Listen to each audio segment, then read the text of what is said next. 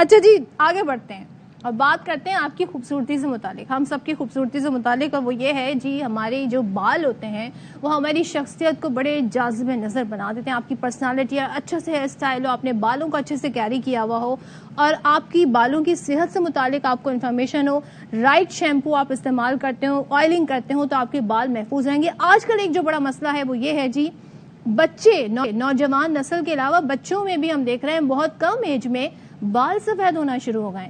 उमूमन कहा जाता था जी ये बाल मैंने धूप में सफेद नहीं किए, यानी कि ये एज के साथ, मेच्योरिटी के साथ सफेद हुए हैं। लेकिन अब वाकई ऐसा लग रहा है कि धूप में ही बाल सफेद हो रहे हैं बहुत जल्दी एज में। इसकी क्या वजह है? इससे लड़के लड़कियां बच्चे बड़े परेशान हैं। क्या किया जाए? क्या या तो बाल कमजोर होकर गिर रहे हैं या फिर बाल सफेद हो रहे हैं, और अगर कम उम्र में ऐसा होना शुरू हो जाए तो फिर भाई बड़ा कंसर्न होता है। अब उसके लिए लोग जो बहुत सारी विटामिन है वो खाना शुरू कर देते हैं। क्या ये ठीक है?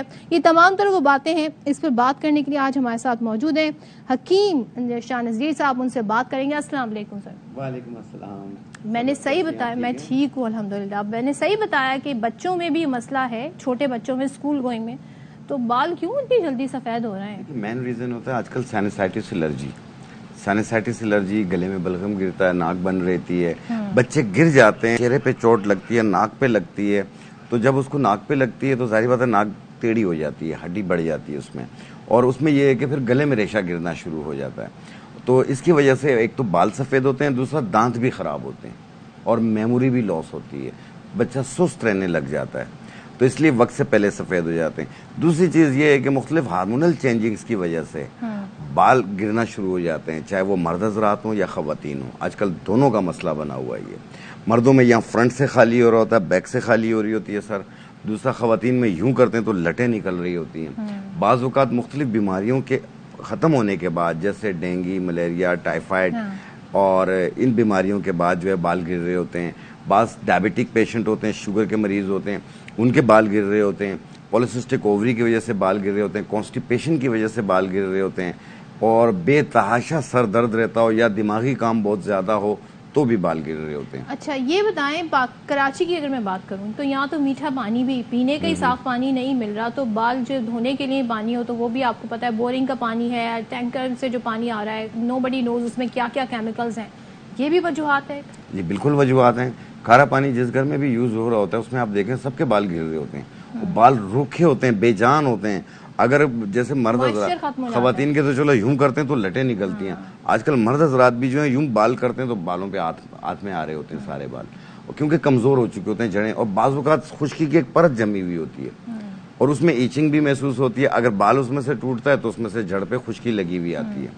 और इसमें यह है कि माथा जो है वो चौड़ा हो रहा होता है, चौड़ी मांग निकल रही होती है, बालों में दो मुंह बन रहे होते हैं, आधा बाल टूट रहा होता है, जड़ से निकल रहे होते हैं। आज एक ऐसी रेमेडी मैं बता रहा हूं जो हर तबके के लोग, यानी 5 साल से लेकर 70 साल वाले तक इसे इस्तेमाल कर सकते हैं, और इसमें यह है कि 10 से 12 दिनों में बाल गिरना मुकम्मल बंद हो जाएंगे। अच्छा। उसके बाद घने होना और तेजी से रीग्रोथ शुरू हो जाएगी। क्या रेमेडी है, ठीक है? इसमें ये भी बताइएगा, इजीली अवेलेबल है? बहुत ज्यादा इजी अवेलेबल है, हर पंसार की दुकान पे मिल जाते हैं, लेकिन चेक करके लीजिएगा, 2 पैसे ज्यादा खर्च कीजिएगा, चीज अच्छी लीजिएगा और लिख लें, नोट डाउन कर लें। बिल्कुल, अगर आप लिख ना सकते हैं तो आप इसकी वीडियो बना लीजिए।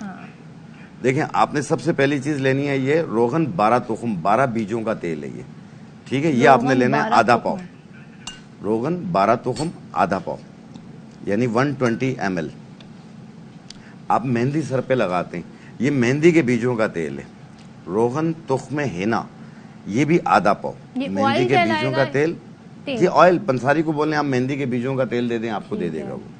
एक लकड़ियां आती हैं पखान बेत के नाम से, पखान बेत, ये उसका तेल होता है, रोगन पखान बेत, ये भी आपने लेना है आधा पाव। कितने मुश्किल नाम है वैसे। जी थोड़े से मुश्किल हैं, लेकिन ये है कि जब रिजल्ट देखेंगे आप कहेंगे कि ये पैसे कुछ भी नहीं थे, और दूसरा ये है कि मेरी मेहनत जाया नहीं गई है।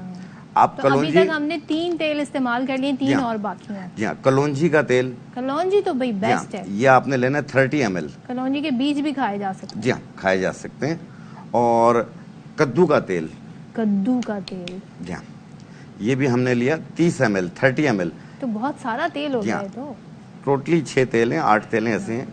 ये स्टोर हम कर सकते हैं ना? जी हाँ बिल्कुल। अच्छा। ये एक बार आप बनाएंगे आपके 3-4 महीने निकल जाएंगे इस तेल में। इसलिए हाँ, एक है अक्सर जुल्फ के नाम से, ये एक मिक्सचर आता है, ये भी पंसारी से मिल जाता है, ये 30 ml। क्या नाम बताया आपने? अक्सर जुल्फ। अक्सर ये मुख्तलिफ जड़ी बूटियों का मिक्सचर होता है इसमें, और ये अक्सर जुल्फे दराज। जुल्फे दराज, जुल्फे दराज, ये भी 30 ml। मैंने बड़ी कोशिश की मेरी जुल्फ दराज हो जाए, नहीं हुई एक लेकिन सदब आप ये लेके जाइएगा, जरूर इस्तेमाल कीजिएगा। ये है बालछड़, ये तकरीबन 1 चम्मच के बराबर, अगर ऐसे समझ में ना आए तो 1 इंच का टुकड़ा, ठीक है। ये भी इसी सूरत में अवेलेबल होता है? हाँ, ये बिल्कुल इसी तरह मिलेगा आपको। ठीक है। और ये है सुरमा, आंखों में जो डालते हैं, कोई भी सुरमा? सुरमा आंखों में डालने वाला कोई सा भी ले लें, पंसारी के पास खुला हुआ मिल जाता है। ये 1 चाय वाला चम्मच डाल के अब हम क्या करेंगे? 1 घंटा इसे धूप में रख लें, आपका तेल तैयार हो गया। 1 घंटा हम इसे सिर्फ धूप में रख लें, एक ही बार धूप में रखना, बार बार नहीं रखना। ठीक है। एक ही बार धूप में रखें, आपका तेल तैयार हो गया। इसे छान के बोतल में भर लें, और फिर ये तेल सिर्फ बालों की जड़ों में लगाना है। ऐसे ऐसे करके बालों पे नहीं लगाना है, बाकी बालों पे ये खुद आ जाएगा। रूट्स में लगाना है? जी, जड़ों में लगाना है।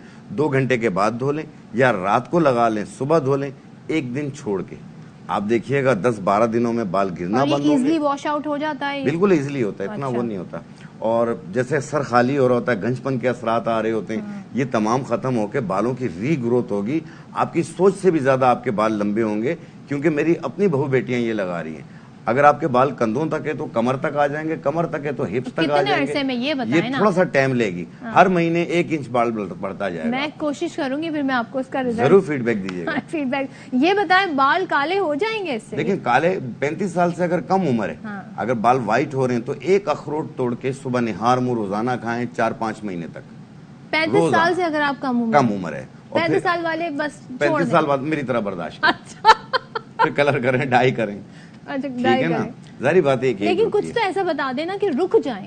देखिए, रुक जाएंगे बाल मजीद व्हाइट होने से रुक जाएंगे। आप 1 अखरोट तोड़ के सुबह निहार मुंह रोजाना खाएं, और ये ऑयल इस्तेमाल तो घर के अम्मा अब्बा कहते हैं अखरोट तो बड़ा गर्म होता है, नहीं, 1 अखरोट से कुछ नहीं होता।